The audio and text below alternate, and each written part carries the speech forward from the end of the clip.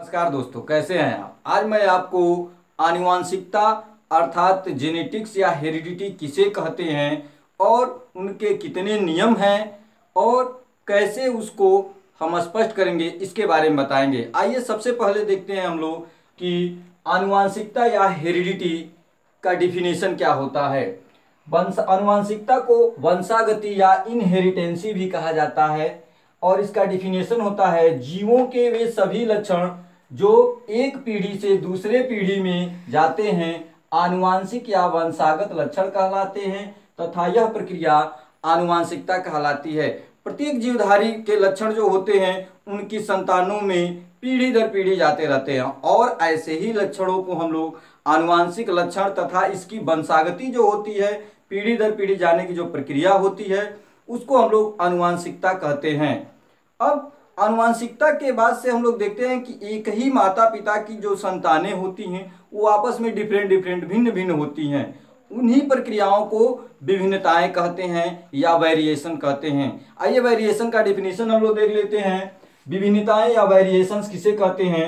वंशागति प्राप्त करने पर भी संतानें अपने जनकों से भिन्न भिन्न होती हैं और इसे ही भिन्नताएं कहते हैं। अर्थात माता पिता की जो भी संतानें, जनक की जो भी संतानें होती हैं वह कभी भी एक दूसरे के समान नहीं होती है। केवल जुड़वा बच्चों में ऐसा होता है, बाकी ऐसा कहीं नहीं होता है। रेयर केस में 1-8% हो सकता है, लेकिन अधिकांशतः आप लोग देखें एक ही माता पिता की अगर 4 संतानें हैं, चारों में जरूर कुछ ना कुछ अंतर होगा। रंग का अंतर, लक्षणों में अंतर, यानी कई तरह के अंतर होते हैं। विभिन्नताएं 2 प्रकार की होती है। विभिन्नताएं, पहली विभिन्नता होती है कायिक विभिन्नताएं या सोमैटोजेनिक। दूसरी विभिन्नता को जननिक विभिन्नताएं या ब्लास्टोजेनिक कहते हैं। आइए थोड़ा सा हम जान लेते हैं कि कायिक विभिन्नता किसे कहते हैं। कायिक विभिन्नता का मतलब होता है, कायिक अर्थ होता है बाहर से, यानी कि जीवधारी अपने परिवर्तन, बाहर के वातावरण के परिवर्तन से या वातावरणीय कारकों से या अन्य कारकों से जो उसके शरीर में परिवर्तन विभिन्नताएं आती हैं उसको हम लोग वातावरणीय कारकों या बाहर से जो विभिन्नताएं होती हैं उनको हम लोग कायिक या सोमैटोजेनिक विभिन्नताएं, तथा ऐसी विभिन्नताएं जो माता पिता से उसकी संतानों में जाती हैं, जनन द्रव्य में निर्भर होती हैं, वैसी विभिन्नताओं को हम लोग जननिक या ब्लास्टोजेनिक विभिन्नताएं, वेरिएशंस कहते हैं। आइए हम जानते हैं कि आनुवांशिकी जो शब्द है उसका सर्वप्रथम प्रयोग किसने किया था। आनुवांशिकी शब्द का सर्वप्रथम प्रयोग बेटसन ने सन 1905 में किया था। बेटसन ही ऐसे वैज्ञानिक है जो सर्वप्रथम आनुवांशिकी शब्द का प्रयोग किए थे और आनुवांशिकी के जो जनक हैं, फादर ऑफ जेनेटिक्स या फादर ऑफ मॉडर्न जेनेटिक्स हैं, उनका नाम है ग्रेगर जॉन मेंडल। इनका जीवन काल जो था वह सन 1822 से 1884 तक है। अब हम मेंडल के बारे में, उनके बारे में कुछ जानेंगे। उनका जन्म कहाँ हुआ था। सबसे पहले हम देखते हैं कि मेंडल का जो जन्म था वह 22 जुलाई सन 1822 में जर्मनी के सिल्सिया नामक स्थान पर हुआ था। जर्मनी के सिल्सिया नामक स्थान पे मेंडल का जन्म हुआ था और इन्होंने अपना जो प्रयोग किया था, आनुवांशिकी के जनक इन्हें कहा जाता है। इन्होंने अपना प्रयोग जो किया था वह उद्यान मटर गार्डन पी या पाइसम सेटाइवम के पौधे पर किया था और इन्होंने किस सन में प्रयोग किया था। सन 1856 से 1863 तक प्रयोग किया था और लगातार 7 वर्षों तक इन्होंने अपना प्रयोग किया था। अब हम जानेंगे कि इनके प्रयोग का नाम क्या था और किस पत्रिका में यह अपने प्रयोग को छपवाए थे। इनके प्रयोग का नाम था पादप संकरण प्रयोग। इनका प्रयोग जो है वह plants experiment in plants hybridisation के नाम से सन 1866 में इनका प्रयोग जो था वह अपना प्रयोग पादप संकरण प्रयोग के नाम से, एक्सपेरिमेंट इन प्लांट हाइब्रिडाइजेशन के नाम से सन 1866 में annual proceeding of the natural history society of Brunn शहर की एक पत्रिका है जिसका नाम है annual proceeding of the natural history society of Brunn में प्रकाशित किया था। अब हम जानेंगे कि इनके प्रयोगों पर वैज्ञानिकों का उस समय के ध्यान क्यों नहीं गया, इनके प्रयोगों को किसने पुनर्खोज किया और इन्होंने अपने प्रयोग के लिए मटर के पौधे का ही चयन क्यों किया और इन्होंने कितने लक्षणों को लिया। मेंडल द्वारा उस समय उद्यान मटर के पौधे का ही चयन क्यों किया गया। आइए हम देखते हैं कि इसके रीजन क्या थे। क्यों मेंडल को और पौधे नहीं उस समय मिले, या मेंडल ने क्या सोच के मटर के पौधे का चयन किया। तो सबसे पहला रीजन हम देखते हैं कि मटर के पौधे का जीवन काल कम होता है। मटर के पौधे का जीवन काल यानी कि मटर की जन्म से लेकर मृत्यु तक 1 वर्ष में 3 से 4 बार आसानी से उगाया जा सकता है मटर को। इसीलिए मेंडल ने 4 पीढ़ियों का 1 साल में अध्ययन कर लेंगे, अगर दूसरा पौधा लिया होता तो वो सफल नहीं होते। इसीलिए मेंडल ने मटर के पौधे का चयन किया। दूसरा रीजन देखते हैं, पुष्प द्विलिंगी होता है। मटर का जो पुष्प होता है, फूल होता है, उसमें नर और मादा जनन अंग दोनों एक ही पुष्प में स्थित होते हैं। इसीलिए मेंडल ने मटर के पौधे का चयन किया था। तीसरा रीजन देखेंगे कि मटर के पौधे में स्वपरागण सेल्फ पॉलिनेशन होता है, अर्थात यानी उसमें कृत्रिम परागण की आवश्यकता नहीं पड़ती है, जिससे उनको प्रयोग करने में आसानी होती है। अब चौथा और अंतिम कारण देखेंगे कि कम स्थानों पर मटर के पौधे को छोटे छोटे क्यारियों में आसानी से उगाया जा सकता है। चूंकि जो ग्रेगर जॉन मेंडल थे वो एक पादरी थे, गिरजाघर के पादरी थे, और इसीलिए उन्होंने वहाँ बागवानी में अपने क्यारी बना बना के और आसानी से इसको उगा लिया था। अब हम जानेंगे कि जो मेंडल थे वो मटर के कितने लक्षणों पर, कितने विपर्यासी अर्थात विपरीत लक्षणों पर अपना प्रयोग किए थे। आइए हम जानते हैं कि मेंडल द्वारा चयनित लक्षण कौन कौन से थे जिनको लेके मेंडल ने अपना प्रयोग किया था और अपने नियमों का प्रतिपादन किया था। सबसे पहले हम देखते हैं कि लक्षण कौन थे। बीज का आकार, मेंडल ने बीज के आकार को अपना लक्षण बनाया। उसमें जो था गोल आकार, बीज देखते हैं मटर का एक गोल आकार का होता है और एक जगह जगह दबा हुआ होता है जिसको झुर्रीदार या ब्रिंकेट कहा जाता है। बीज का आकार गोल और झुर्रीदार गोल था वह प्रबल लक्षण में, अर्थात जो डोमिनेंट लक्षण था, दिखाई देने वाला था, एक्टिव लक्षण था उसमें, और अप्रबल इनडोमिनेंट लक्षण में झुर्रीदार था। बीज का रंग मटर का दाना देखते हैं आप लोग, एक होता है पीला और एक होता है हरा। अब फली का आकार, मटर का दाना जिसमें होता है उसके बाहर वाले छिलके को हम लोग फली कहते हैं, और फली का आकार एक जगह देखते हैं फली जो होती है वह फूली हुई होती है, और कई मटर की फलियां बीच बीच में दबी हुई सी होती हैं। आइए देखते हैं अब फूल की स्थिति। मटर का फूल जो देखा जाता है वह होता है पहला अक्षीय और दूसरा अग्रस्त। अक्षीय का मतलब होता है कि अक्षों पर, कई अक्षों पर मटर का फूल जो होगा किनारे किनारों पर, टॉप पोर्शन पर साथ चारों तरफ स्थित होगा उसको अक्षीय स्थिति कहेंगे। और अग्रस्त का मतलब केवल ऊपरी भाग में स्थित होगा उसको हम लोग अग्रस्त कहते हैं। फूल का रंग देखेंगे, मटर का फूल बैगनी और सफेद 2 कलर के होते हैं, जिसमें बैगनी प्रबल और सफेद अप्रबल लक्षण। तने की लंबाई, मटर का तना देखते हैं 2 प्रकार का होता है, एक लंबा तना जो प्रबल लक्षण में आता है और एक बौना तना जो अप्रबल लक्षणों में आता है। अब इन 7 लक्षणों को हम कैसे एक आसान से ट्रिक के माध्यम से हम याद कर सकते हैं। मात्र 2 लाइन का ये चीज 2 लाइन आपको याद होगी तो 7 लक्षणों के प्रबल लक्षणों को बता सकते हैं और प्रबल के साथ आप अप्रबल लक्षणों को भी बता सकते हैं।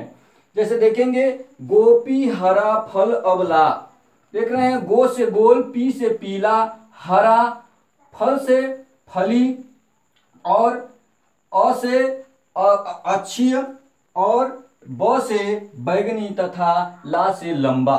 यह सब जो है वह प्रबल लक्षण है।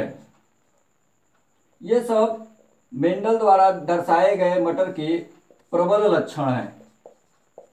अब देखेंगे कि कैसे हम याद करेंगे। गोपी हरा फल अब ला, अब दो बीज के 2 लक्षण है, शुरू के जो 2 लक्षण है वह बीज को, इसके बाद वाले फली के 2 जो लक्षण हैं वह हरा और फल, ये दोनों को दिखा रहे हैं। 2 लक्षण फली के हैं और फूल के, अर्थात बीज के 2 लक्षण, फली के 2 लक्षण, फूल के 2 लक्षण, और अंतिम जो लक्षण इसके नीचे हम अंडरलाइन नहीं किए हैं, अर्थात तने का लंबाई, ला से लंबाई, गो से गोल, पी से पीला, ह से हरा, और फल का मतलब फूली हुई, और अ से अक्षीय, ब से बैगनी और ला से लाल। देख रहे हैं बीज कैसा होना चाहिए, तो बीज का प्रबल लक्षण बीज गोल होना चाहिए, बीज पीला होना चाहिए।